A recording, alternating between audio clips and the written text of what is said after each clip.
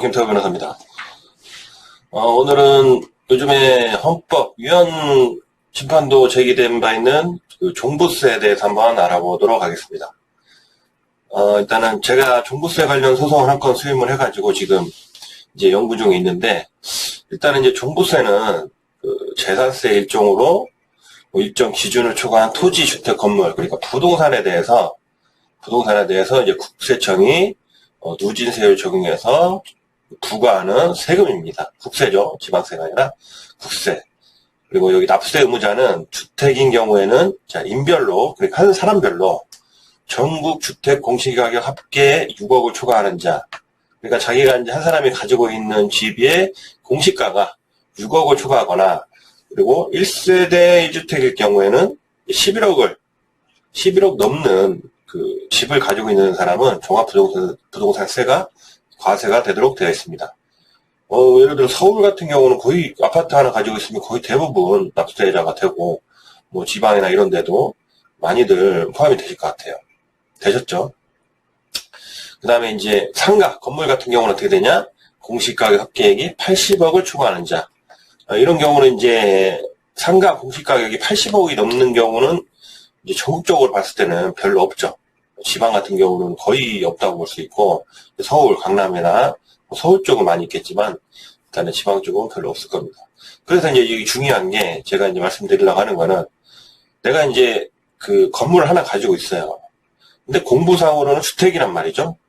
주택인데, 어떤 이유가 있어가지고 용도 변경, 건축 대장에 이거를 상가나 근린상가, 이걸로 바꾸지 못하고, 그냥 주택을 해놓고, 거기에서는 사실상 어떤 옷가게나 음식점이나 사무실, 영업용으로 썼단 말입니다. 이런 경우에는 어떻게 할 것이냐에 대해서 약간 문제가 있습니다. 왜냐하면은 이제 만약에 그 공시가격이 일단 80억 이하로 봤을 때 그 건물을 주택으로 보면 종부세를 내야 되는데, 상가로 보면 80억 이하이기 때문에 종부세를 내지 않아도 되기 때문에 이 종부세라는 게 세율이 상당하거든요. 1,000만 원 이상, 2,000만 원, 3,000만 원 내는 분들도 있기 때문에 굉장히 중요한 문제라고 볼 수 있습니다.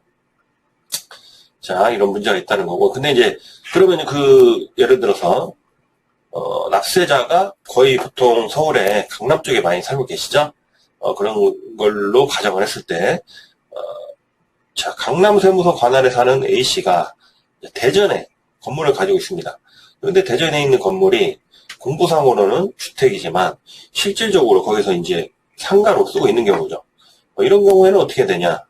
자, 세법상 원칙에는 실질과세 원칙이 있습니다. 그래서 어떤 형식, 공부, 등기 이런 게 연연하지 말고 요게 실질적으로 주택이냐 상가냐 요거의 기준에 따라서 과세를 해야 된다라는 게 이 세법의 대원칙이에요. 이 원칙은 무조건 지키도록 되어 있습니다. 그런데 이제 이 사례에서 그러면은 자, 강남 세무서가 원칙적으로는 세금을 매기려고 하는 과세 처분을 하려고 하는 강남 세무서가 대전에 있는 건물까지 가서 이게 이제 실질적으로 상가인지 주택인지 알아보고 조사를 한 다음에 세금을 부과를 해야 되잖아요.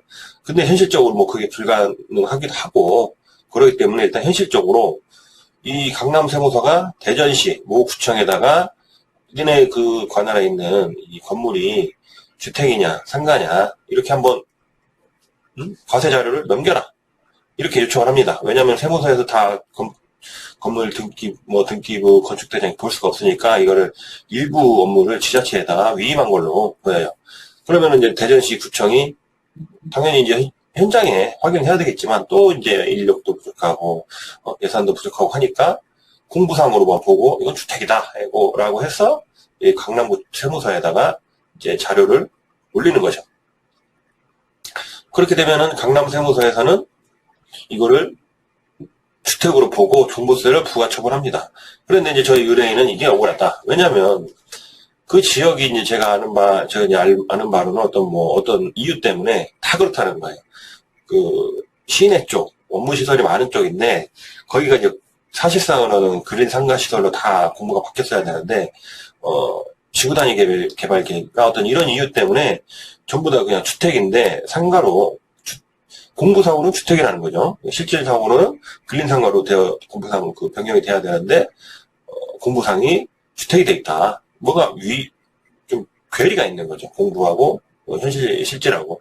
이런 경우에는 당연히 국가 입장에서는 세금을 막 무관으로 거두면 안 되니까 현장에 가서 뭐 전부 다는 못하더라도 뭐 전화나 이런 식으로 이의 제기를 해서 이의가 들어오면 현장에 가서 확인을 해서 이게 만약에 주택인지 상가인지 거기에 따라서 그 기준, 종부세 아까 그 기준에 따라 세금을 납부를 해야 되는데 그냥 자기들 책상에 앉아서 편의적으로 납세 고지를 했다는 말입니다. 그래서 저희 의뢰인께서는 이게 좀 뭔가 부당하다 이렇게 해서 저한테 상담을 오셨고, 저도 이제 이거 보고 뭔가 좀 이상하잖아요. 가뜩이나 종부세가 그 위헌 소지도 많고 뭐 땅을 가지고 있다고 해서 내가 아파트를 가지고 있다고 해서 내 아파트인데 사실상 월세 내고 사는 것과 별 다르지 않다고 하더라고요. 실제로 아파트 가지신 분들 보면 서울에.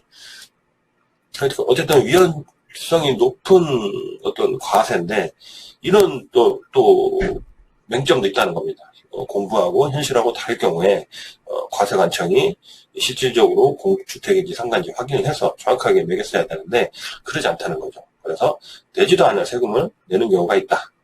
자, 그래서 이런 경우에 당연히 어떤 문제가 있었겠죠. 15년에 문제가 있었던 것 같은데, 자, 조세심판원, 여기 이 조심이라는 거는 조세심판원의 사건 번호입니다. 여기 이제 사건 번호가 이 사건이 있었는데 쟁점 부동산을 주택으로 봐서 종합부동산세를 과세한 처분이 당부가 뭐냐라고 이제 조세심판 청구를 했어요.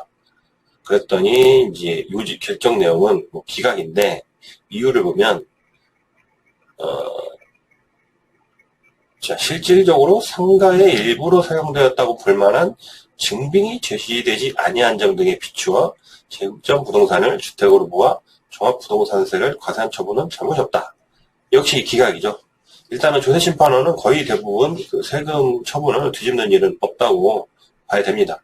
어쨌든 여기서 보더라도 이 보수적인 조세심판원, 자기들 위주로 해석을 하는 조세심판원 위주 결정을 보더라도 그렇다면 만약에 상가로 사용됐다는 증거를 충분히 낸다면 파기할 수 있다는 거잖아요. 심판 정보를 인용할 수 있다는 거니까 저도 일단은 이 행정소송이지만 먼저 조세심판원에 필수 전치이기 때문에 행정심판원에 심판 청구를 하고 안 되면 뭐 기각 예상합니다. 어쨌든 기각이 되면 행정소송까지 제기를 할 것이고 그 결과가 나오면 한번 여러분들께 공유를 드리도록 하겠습니다. 그리고 이제 중요한 게 조세심판 위헌 소송이 이런 분들이 있어요. 위헌이니까 내가 낸 종합부동산세 돌려주지 않냐. 그리고 만약에 이제 어떤 세금 처분이 있었는데 예를 들어서 누가 그 세금이 부당하다고 해서 자기가 아니라 남이 해서 받아들여졌어요.